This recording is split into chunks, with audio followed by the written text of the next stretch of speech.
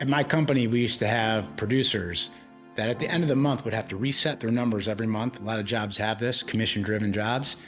And, they're always trying to beat last month's numbers. They're trying to break their records. And as my business grew and people started doing better and their numbers started to increase, I noticed that there was always a camp of performers that were never happy with their numbers. Never.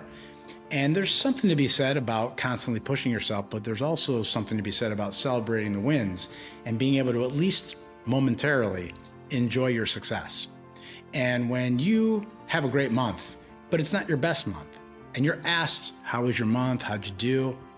And you're Debbie Downer about it, that's just a way to sabotage yourself, because you got to let it in. You got to let in that, you were able to look backwards and see that you were crushing it compared to where you were last year, 2 years ago, 3 years ago. And what most people do, and what causes this moment of being a Debbie Downer, is people are comparing their current state to where they want to be. And when you compare where you are to where you want to be, there's a gap. And we call this the gap trap, because you would never want to measure yourself against an ideal that you make up. It's not real.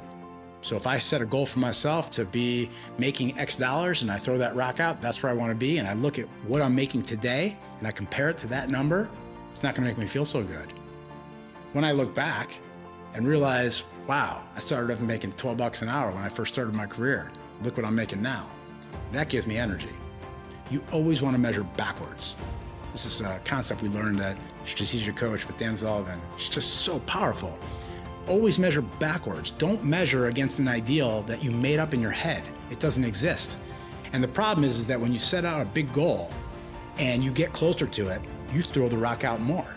When you hit the goal, you set another goal.